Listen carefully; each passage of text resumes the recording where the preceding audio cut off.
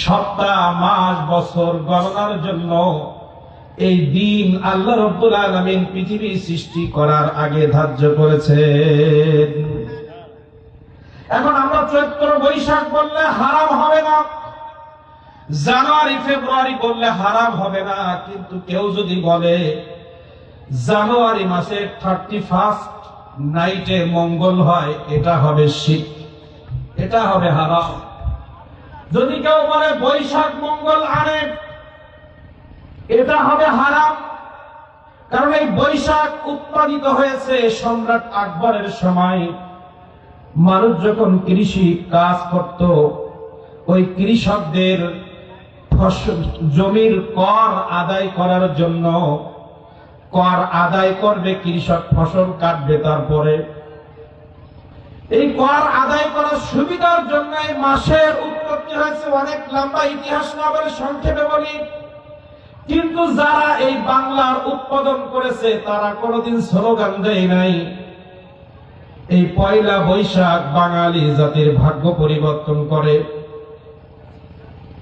মঙ্গল শোভাযাত্রা সেই সময় করে নাই। কৃষকদের কর আদায় করার সুবিধার জন্য এই মাসের উৎপাদন হলো।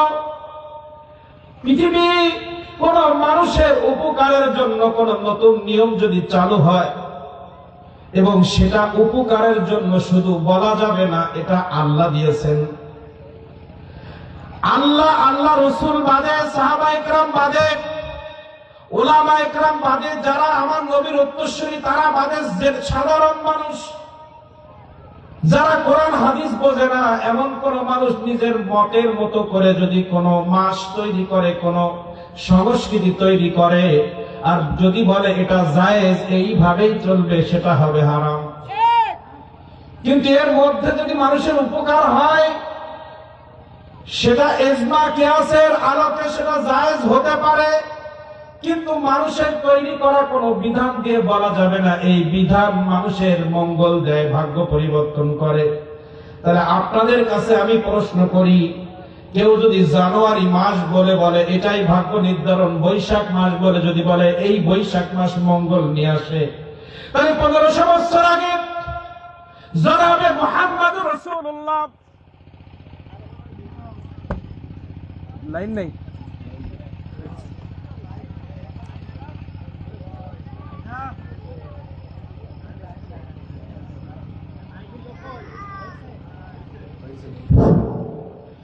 1500 বছর আগে জনাবে মুহাম্মদুর রাসূলুল্লাহ সাল্লাল্লাহু আলাইহি ওয়াসাল্লাম জানুয়ারি বোঝে নাই, বৈশাখ বোঝে নাই। আমার নবীর জমানের প্রথম মাস হচ্ছে মুহররম গণনার দিক দিয়ে।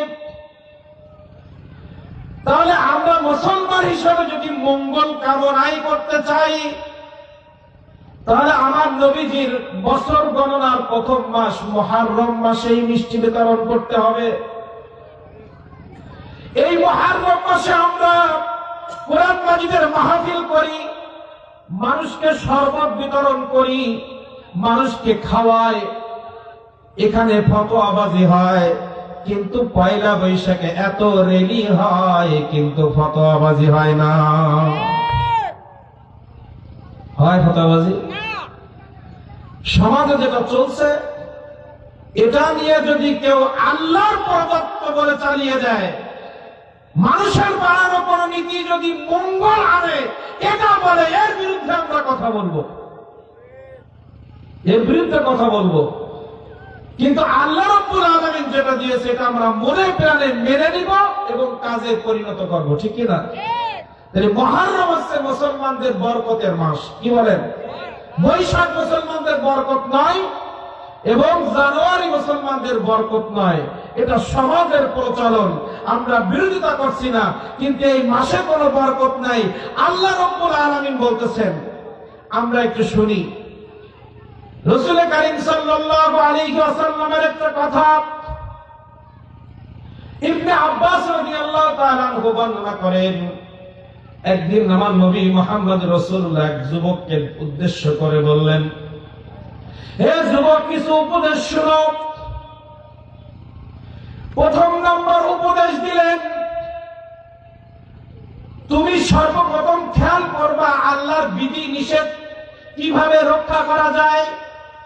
আমার নবীজি যুবক যারা আছে তাদেরকে বলছি, কারণ এই সমাজে সব থেকে বেশি পাপের সাথে জড়ায় যুবকরা। বুড়ো মানুষ যারা, তারা বলে আমার পা কর হয়ে গেছে, আমার দ্বারা অন্যায় আমি এখন করবো না, একটু হলেও বাঁচার চেষ্টা করে। কিন্তু যুবকরাই বেশি, কারণ এই হাদিসে মোবারকা ডাইরেক্ট যুবকের কথাই আসছে। হে যুবক, তোমার প্রথম একটা সবক আমি দিলাম, সেটা কি? আল্লাহ রাব্বুল আলামিনের আদেশ এবং নিষেধকে তুমি জীবন বাজি রেখে রক্ষা করবা, তাহলে আল্লাহ তাআলা তোমাকে রক্ষা করবে।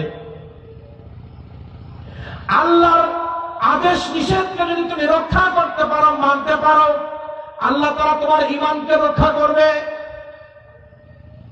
এবং জীবনে যত চাওয়া পাওয়া আল্লাহর কাছে জানাও। যদি তুমি এটা বলতে পারো পৃথিবীর সব কিছুর মালিক আল্লাহ, আল্লাহ মানুষকে ভালো রাখে, আবার মঙ্গল অমঙ্গল মঙ্গল সব আল্লাহর পক্ষ থেকে, এই স্লোগান নিয়ে তুমি যদি আল্লাহর কাছে চাইতে পারো, আল্লাহ রাব্বুল আলামিন দেওয়ার জন্য প্রস্তুত হয়ে আছে। এবং সর্বশেষ যে পয়েন্টটা আমার নবী রাসূল কারীম সাল্লাল্লাহু আলাইহি ওয়াসাল্লাম বললেন, হে যুবক শুনে রাখো, পৃথিবীর সব উম্মত মিলে, পৃথিবীর সব মানুষ মিলে যদি তোমার উপকার করতে চাই, যদি তোমাকে সম্মানিত করতে চাই, যদি তোমাকে উচ্চ মাকামে উঠাতে চাই, যদি তোমাকে উচ্চ সম্মানে সম্মানিত করতে চাই, তোমাকে ইজ্জত দিতে চাই, শুনে রাখো আল্লাহ রাব্বুল আলামিন তোমার জন্য যেটুকু বরাদ্দ রেখেছে তার থেকে 1 ইঞ্চি বাড়াতে পৃথিবীর সবাই মিলে চেষ্টা করলেও পারবে না। দ্বিতীয় নম্বর বললেন, যুবক তুমি শুনে রাখো, পৃথিবীর সবাই মিলে, সমস্ত উম্মত মিলে যদি তোমাকে মারতে চায়, ধ্বংস করতে চায়, যদি তোমাকে পৃথিবীর জমিন থেকে নিঃস্ব করে দিতে চায়, যদি তোমাকে অবমূল্যায়ন করতে চায়, যদি তোমাকে ধ্বংস করে দিতে চায়, যদি তোমাকে বেঈমান বানিয়ে দিতে চায়, সবাই মিলে যদি তোমার ক্ষতি করতে চায়, অমঙ্গল করতে চায়, শুনে রাখো আল্লাহ রাব্বুল আলামিন তোমার জন্য যেটুকু কষ্ট নির্ধারণ করে রেখেছে, যেটুকু পৃথিবীর জমিনে রিজিক নির্ধারণ করে রেখেছে, যেটুকু সম্মান তোমার জন্য নির্ধারণ করে রেখেছে, এর থেকে পৃথিবীর সবাই মিলে এর থেকে আর বেশিও দিতে পারবে না, কমাতেও পারবে না। এই হাদিসে মুবারাকা দ্বারা একটা প্রমাণ হলো কি, ইজ্জত দেওয়ার মালিক আল্লাহ, সবাই মিলে সম্ভব নয়। এই আমার নবীজি বলেছেন আল্লাহর পক্ষ থেকে যতটুকু নির্ধারিত, এর বেশিও হবে না, কমও হবে না, বেশিও হবে না, কমও হবে না। আল্লাহ রাব্বুল আলামিন যেটা নির্ধারণ করেছেন সেটাই হবে। রাসূল কারীম সাল্লাল্লাহু আলাইহি ওয়াসাল্লাম বলতেছেন, ওমর রাদিয়াল্লাহু তাআলা কা হাদিসটা বর্ণিত, রাসূল কারীম সাল্লাল্লাহু আলাইহি ওয়াসাল্লাম বলেন, পৃথিবীর কেউ যদি মানুষের বানানো, আল্লাহর দেওয়া নয়, মানুষের বানানো কোন রীতি, কোন সংস্কৃতি, কোন পদ্ধতি কেউ অবলম্বন করে, আল্লাহ রাব্বুল আলামিনের কাছে ওই ধর্মের লোক বলে বিবেচিত হবে। কি হবে? এখন পয়লা বৈশাখ তো পৃথিবীর কোন আলেম ওলামা বানায় নাই, কোন সাহাবায়ে কেরাম বানায় নাই, রাসূল কারীম সাল্লাল্লাহু আলাইহি ওয়াসাল্লাম বানায় নাই, বরঞ্চ আলেমরা তার বিপক্ষে কথা বলেছে।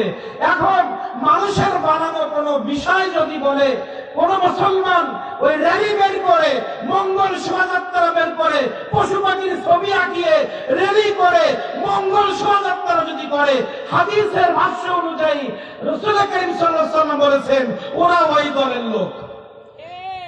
কোন দলের? যারা আবিষ্কার করেছে। কারা করেছে? পশ্চিমারা করেছে, ভারতের ব্যক্তিরা করেছে। আর বাংলাদেশে এটা যারা উৎপাদন করেছে তারা নাস্তিক। তারা কি মুসলমান করেছে? ইতিহাস আছে নাকি? থাকলে বলবেন। তো নাস্তিক আল্লাহরে মানে না যে আল্লাহরে মানে না, তার পদ্ধতি যদি আমরা মেনে নেই, আমরা ওই দলের লোক, ঠিক না? তা আমরা ওই দলের লোক হতে চাই না। ওই দলের লোক থেকে আমি আমাকে বাঁচাবো, আমার সন্তানকে বাঁচাবো, আমার স্ত্রীকে, আমার প্রতিবেশীকে সাধ্য অনুযায়ী এই মঙ্গল শোভাযাত্রা থেকে পয়লা বৈশাখের পান্তা ভাত আর ইলিশ মাছ আর চিংড়ি মাছ থেকে গান বাজনা তো অনেক পরের কথা, এই দিনে মঙ্গল হবে এমন মনে করে কোনো কাজ আমরা করব না। আমরা মঙ্গল কামনা করবো মুহররম মাসের 1 তারিখকে। আল্লাহ যেটাকে আমাদের জন্য নির্ধারণ করেছেন, আমরা পারলে পান্তা ভাত ওই দিন খাবো, ইলিশ মাছ ওই দিন খাবো, গরুর গোশত ওই দিন খাবো, ওই দিন আমরা আনন্দ উল্লাস করবো, ঠিক কিনা বলেন? কিন্তু আনন্দ উল্লাস গান বাজিয়ে নয়, তেলাওয়াত করে, দুরূদ মুবারাকা পড়ে, আল্লাহর দরবারে সিজদা দিয়ে আমরা মুহররম মাসকে পালন করবো, ঠিক কিনা?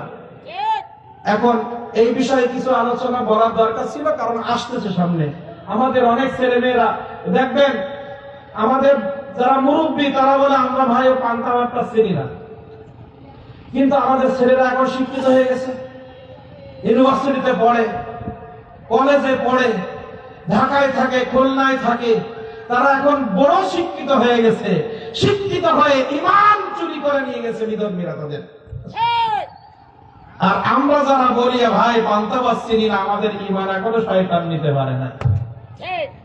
শয়তান আমাদের ঈমান কি পারে নাই? নিতে পারে নাই। আল্লাহ রাব্বুল আলামিনের দরবারে শুকরিয়া আদায় করেন, এই সমস্ত অপসংস্কৃতি থেকে আল্লাহ রাব্বুল আলামিন আমার গৌসুল আযম খুল্লবী রাহমাতুল্লাহ আলাইহির ওসিলায় আমাদেরকে হেফাজত করেছে। আমিন। জোরে বলবেন না আমিন? এখন আসেন, এই সমস্ত কাজ থেকে বাঁচার কিছু উপায় আছে।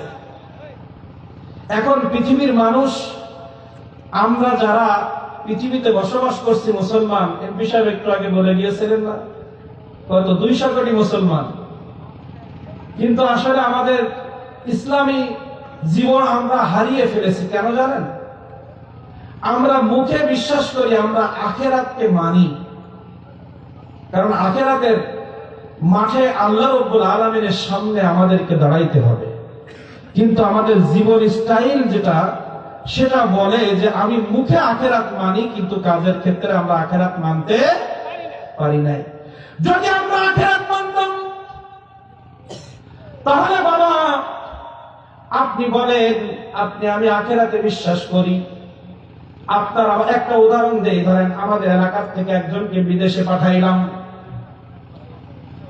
আমাদের বাপ-দাদারা বাচ্চা ছাড়া বর্তমান কি করতেছে, সন্তান একটু বড় হলে বেশি টাকা উপার্জনের জন্য বিদেশে পাঠায়, ঘুষ দিয়ে চাকরির মধ্যে দেয়, কিন্তু মসজিদে যে সেজদা দিয়ে বলতেছে হুজুর আপনি আমার জন্য একটু দোয়া করেন যেন ইসলামের পথে আমাকে আল্লাহ কবুল করে নেয়, চোখের পানি ফেলে, মসজিদে এসে চোখের পানি ফেলে হুজুরের কাছে দোয়া চাইলো, কিন্তু ব্যাংকের থেকে সুদের থেকে টাকা নিয়ে সওয়ালকে বিদেশে পাঠাইছে। বলেন ব্যাংকের ওই সুদের টাকা আর সুদখোরদের কাছ থেকে আপনি যে সুদের টাকা নিয়ে বিদেশে পাঠাইলেন, ওটা হালাল না হারাম? আপনি হারাম টাকা দিয়ে সন্তানকে বিদেশে পাঠাইলেন, চাকরির চেয়ারে বসাইলেন, একটু ভালো খাবেন তাই, কিন্তু আপনার সন্তানকে সুদের বিরুদ্ধে শিক্ষা দেওয়ার কথা আল্লাহ রাব্বুল আলামিন জনাবে মুহাম্মদ রাসূলুল্লাহ সাল্লাল্লাহু আলাইহি ওয়াসাল্লামের দ্বারা আমাদের সন্তানদেরকে শিক্ষা দিতে বলেছেন সুদ হারাম, সুদ হারাম, ঘুষ হারাম, জিনা হারাম, নামাজ না পড়লে জাহান্নামে যাওয়া লাগবে। এখানে কয়জন বাবা আছি সন্তানকে বিদেশে পাঠানোর জন্য আমরা ঘাম ছড়িয়ে জমি বিক্রি করি, টাকা ধার দেনা করি, কিন্তু এমন কোন বাবা নাই একদিন ফজরের সময় একটা বেত নিয়ে অথবা ধরে বলছে আজকে ফজরের নামাজ যদি তুই না পড়িস তোরে পিটাইবো। নামাজ পড়লাম না, কিন্তু সন্তানের রোজগার খেতে চাই, বেনামাজি সন্তানের রোজগার, যে বেনামাজির রুজির ভিতরে কোনো বারাকাত নাই। তাহলে আমি আখিরাতে বিশ্বাস করলাম, মসজিদে এসে সেজদা দিলাম, হুজুরের কাছে কান্নাকাটি করলাম। ওই মানুষটি সুদের টাকা নিয়ে আবার সুদ এনজিও থেকে টাকা নিয়ে জমির ব্যবসা করে, ধানের ব্যবসা করে, ঘেরের ব্যবসা করে, ঠিক কিনা? তাহলে সেজদা দিলাম আল্লাহর সামনে, যে আল্লাহ যে সুদের পর আল্লাহ লানত, হারাম উপার্জনের প্রতি কোন রকম বরকত নাই, যেটা আল্লাহ তাআলা কোরআন মাজিদে ডাইরেক্ট হারাম করেছেন। আমি মুসলিম, আমি হারাম খাচ্ছি, আবার আল্লাহর দরবারে সেজদা দিচ্ছি। আমরা আখিরাত বুঝতে পারি নাই, আমরা আখিরাত মানতে পারি নাই। আখিরাত যদি আমরা বুঝতাম, আখিরাত যদি আমরা মানতাম, তাহলে আল্লাহ রাব্বুল আলামিন বলতেছেন যে সব কিছু ভালো রাখার মালিক আমি, মন্দ রাখার মালিক আমি। তাহলে আপনার আমার সন্তান জোন দিয়ে কৃষি কাজ করে আপনাকে যেটুকু খাওয়াচ্ছে, এটা তো আল্লাহর পক্ষ থেকে। তাহলে শয়তানের কাছ থেকে টাকা ধার করে সন্তানের রুজির ব্যবস্থা কেন করি আমরা? বলেন, আল্লাহ পান্তা খাওয়াচ্ছে, সহ্য হয় না।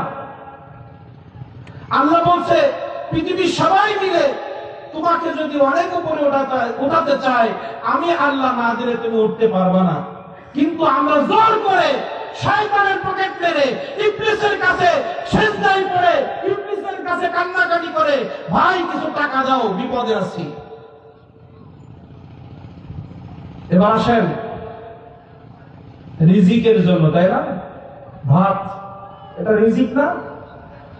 আচ্ছা, আপনাদের কাছে প্রশ্ন করি, রিজিক কয় প্রকার বলতে পারবেন? হাত তুলে পারবেন না। আসেন, রিজিক শুধুমাত্র ওই যে আমরা কদিন পরে ধান কাটবো, রোদ দিয়ে মাড়াই করে চাউল ভাগ করে খাবো, এটাই আমরা স্বাভাবিক রিজিক মনে করি না। আপনি আপনার সন্তান হয়েছে, ওটাও আপনার আল্লাহর পক্ষ থেকে রিজিক। আপনি একটা নেককার স্ত্রী পেয়েছেন, ওটাও রিজিক। চাকরি পেয়েছেন, ওটাও রিজিক। ব্যবসা করতেছেন, ওটাও রিজিক। আপনার চোখের দৃষ্টিটা আল্লাহ তাআলা সুন্দর রেখেছেন, ওটাও আল্লাহর পক্ষ থেকে রিজিক। আপনার টোটাল বডিতে যত নিয়ামত আল্লাহ তাআলা দিয়েছেন, সব কিছু আল্লাহর পক্ষ থেকে রিজিক। এই রিজিকের অস্বীকার যদি আমরা করি, আল্লাহ তাআলা আমাদেরকে বেঈমান বানিয়ে দিবেন। এখন কিভাবে রিজিকের অস্বীকার করছি? আল্লাহ তাআলা বলতেছে, বান্দা তুমি ধান কেটে 500 টাকা পেয়েছো, এই 500 টাকা বাজারঘাট করো, জমিয়ে জমিয়ে যদি বিদেশ পাঠানোর ক্ষমতা তোমার হয়, তুমি বিদেশ পাঠিও, কিন্তু ওই সুদখোরের কাছ থেকে টাকা নিও না। কারণ তুমি পরিশ্রম করে হালাল ভাবে যেটুকু উপার্জন করেছো, ওইটুকু হচ্ছে আমার পক্ষ থেকে রিজিক। আর যখন তুমি ডাইন বামে যাচ্ছ, সুদখোরের কাছ থেকে টাকা নিচ্ছ, ব্যাংকের থেকে লোন নিচ্ছ, তুমি আমার রিজিকের মধ্যে নাই, তুমি শয়তানের কাছ থেকে ধার করেছো। তুমি এখন আর আমার রিজিক তোমার ভালো লাগে না, শয়তানের রিজিক ভালো লাগে। এজন্য তোমার জীবনের সমস্ত বরকত আমি উঠিয়ে নিয়েছি, সমস্ত বরকত উঠিয়ে নিয়েছে। রমজান মাসে মসজিদে যে নামাজের লোক হয়েছে, রমজান শেষ হয়ে গেছে, আমাদের আর খোঁজ নাই। আমরা তো মুসলমান, ঠিক না? যাই হোক, এই কটা বাজে? 9:30 পর্যন্ত সময় দাও, 24 হয়েছে। আমি আর বেশি আলোচনা করছি না। আমাদের দ্বিতীয় মেহমান এই এখনই আসবেন। তো এখন তো সবাই আসে না, আপনাদের কাছে দাবি, আমাদের এই মাহফিলের খরচ সম্পর্কে আপনাদের সবার ধারণা কম বেশি আছে। যারা এখানে এসেছেন, মা বোনরা যারা আছেন এখানে, যারা বসে আছেন, যারা মাইকের আওয়াজ পাচ্ছেন, এই যে স্টেজ, এই লাইটিং, মাইকিং এবং বক্তা সবকিছু মিলে, এবং মেহমানদারের মেহমানদারিত্ব সবকিছু মিলে আমরা বুঝতে পারছি যে আমাদের খরচের মাত্রা কত বেশি। তো আমাদের যে খরচ, তার 3 ভাগের 1 ভাগও পরিপূর্ণ উঠেছে বলে আমার এখনো মনে হয় না। এজন্য আপনারা যারা এসেছেন, যদি মনে করেন এই মাহফিল থেকে আমি আমার ইমানের সামান্যতম উপকার আমি নিয়েছি বা নিব সামনে, এতক্ষণ যে যা আলোচনা করেছে, এখান থেকে যদি মনে করেন যে আল্লাহ রাব্বুল আলামিনের ইসলামকে প্রচার করার জন্য জনাবে মুহাম্মদ রাসূলুল্লাহ সাল্লাল্লাহু আলাইহি ওয়াসাল্লামের সুন্নাত বাস্তবায়নের জন্য এই মাহফিল সাজানো হয়েছে। এটাই হচ্ছে পৃথিবীর সবথেকে দামি মাহফিল। পৃথিবীতে যত মাহফিল অন্বেষণ যা কিছু হয় না কেন, আল্লাহ রাব্বুল আলামিনের কাছে সব থেকে দামি, সব থেকে দামি। আল্লাহ তাআলা বলেন, ওমান আহসানু কওলাম মিম্মান দাআ ইলাল্লাহ।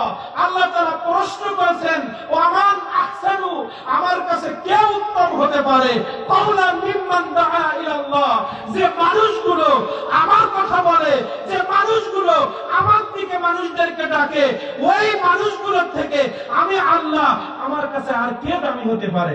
আল্লাহ বুঝাইতে চাইছেন তারাই সব থেকে দামি।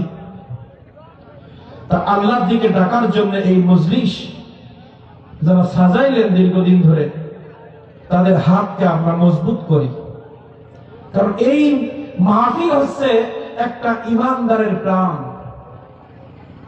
মসজিদ ইমানদারের প্রাণ, ইমান টিকিয়ে রাখার প্রাণ কেন্দ্রে মসজিদ, মাহফিল, জুমার খুতবা, এগুলো আমাদের ইমানটা টিকিয়ে রাখে। আজকে আমরা ইমান থেকে বেরিয়ে যাচ্ছি। সবার কাছে অনুরোধ রইল, যখনই কমিটির পক্ষ থেকে আপনাদের কাছে যাবে সর্বোচ্চ তা দিয়ে আপনারা সহযোগিতা করবেন। আমি 6টা পয়েন্ট বলে শেষ করছি, আলোচক আসার আগ পর্যন্ত চালিয়ে যায়। এই যে সমগ্র বিশ্বের 200 কোটি মুসলমান, এত দান সদকা, এত ওয়াজ নসিহত, এত স্লোগান, এত খুতবা, তারপরেও মসজিদে মানুষ পাওয়া যাচ্ছে না, আমরা অমানুষের কাতারে রয়ে গেছি। আচ্ছা বলেন তো, এটা বেয়াদবি সেন্সে নেবেন, একটা উদাহরণ বলছি। গরু খায় কিনা? কুত্তায় খায় কিনা? কুত্তায় খায়, বিড়ালে খায়, গরুও খায়। তারা আল্লাহর পক্ষ থেকে রিজিক পায়। আমরা মানুষ, আমরাও আল্লাহর পক্ষ থেকে রিজিক পাই। মৌমাছি এটাও আল্লাহর পক্ষ থেকে রিজিক পায়।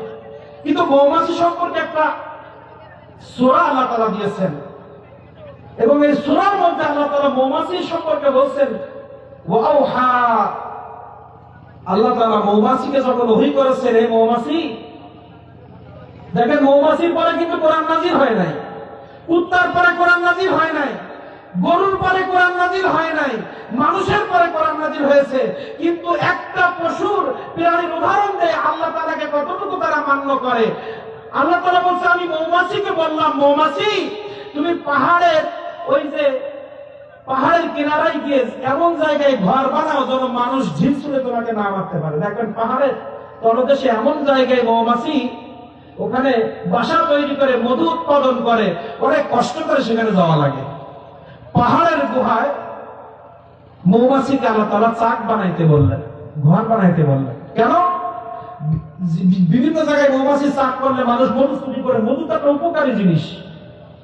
আল্লাহ তাআলা বলেন, আমি মৌমাছিকে যখন ওহী করলাম, তুমি নিরিবিলি জায়গায় চাক বাঁধো এবং পৃথিবীর বিভিন্ন ফল থেকে মধু সংগ্রহ করে ওই চাকের মধ্যে তোমার বসবাস। কেন চাকের মধ্যে?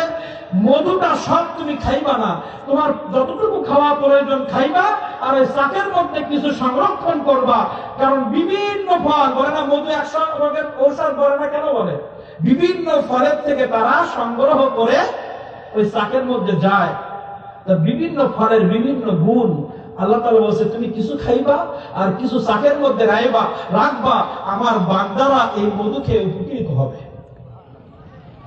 মৌমাছি আল্লাহ তাআলার হুকুম পালন করতে গিয়ে, কোন মৌমাছি দেখবেন যদি পেট ভরে খাইতো তাহলে মধু পাইতাম কোথায়?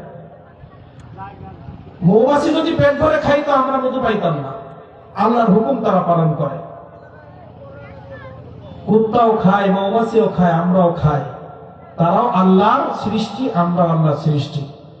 কিন্তু আজকে আল্লাহর সৃষ্টি হয়ে আমরা নাফরমান হয়ে গেছি। আমরা খাচ্ছি আল্লাহর রিজিক, কিন্তু আল্লাহর হুকুম আমরা মানছি না। আল্লাহর হুকুম আমরা মানছি না। আমাদের পশুর থেকে চরিত্র খারাপ হয়ে গেছে। এজন্য তো মসজিদে লোক পাওয়া যায় না। 200 কোটি মুসলমান পৃথিবীতে হওয়ার পরেও আজকে আমরা মার খাচ্ছি প্রতিটা জায়গায়। আজকে প্রতিটা জায়গায় আমরা অসহায় জীবনযাপন করছি, কারণ আমাদের চরিত্র বলে কিছুই নাই। এই জন্য বাবা, বিপদের সময় ইমানদারের ইমান যখন ইবলিসরা সব মেরে নিয়ে যায়, সেই সময় কয়েকটি সবক আপনাদেরকে দিয়ে যায়। আমার নবী মুহাম্মদ রাসূলুল্লাহ সাল্লাল্লাহু আলাইহি ওয়াসাল্লামকে কাফেররা যখন একেবারে শেষ মেরেই ফেলবে, হত্যা করেই ফেলবে, তখন জিবরাইল আলাইহিস সালামের মাধ্যমে মদিনায় যেতে বলেছিলেন।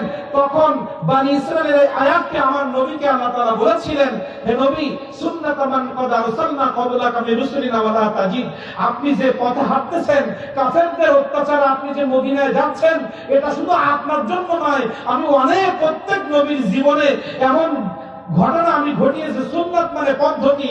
আপনাকে আমি যে পথ দিয়ে মদিনায় পাঠাচ্ছি, যে প্রেক্ষাপটে, এমন প্রেক্ষাপট শুধু আপনার জন্য ঘটছে না, সব নবীর জামানায় এগুলো ঘটেছে।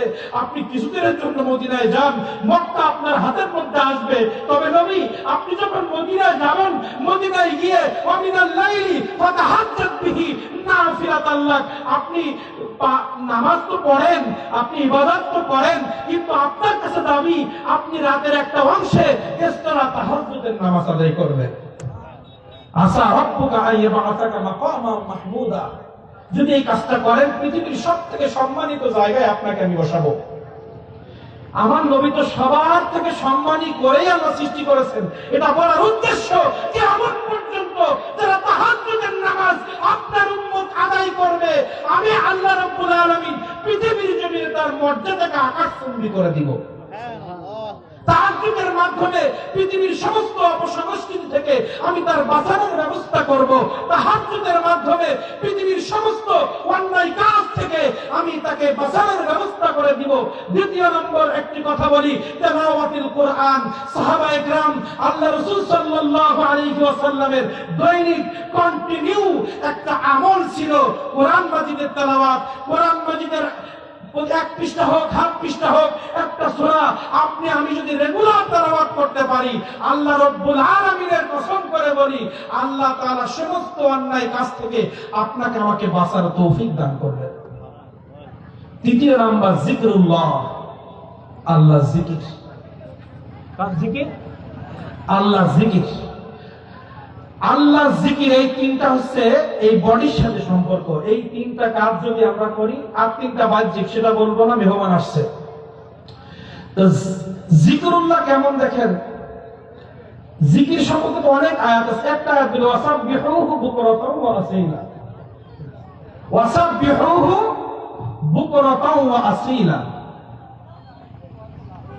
আল্লাহ তোমরা সকাল সন্ধ্যা আল্লাহ জিকির করো। দেখবেন যারা হক্কানি আল্লাহর ওলি, বিশেষ করে আমার গৌসুল আজম কল্লবী রহমাতুল্লাহ আলাইহি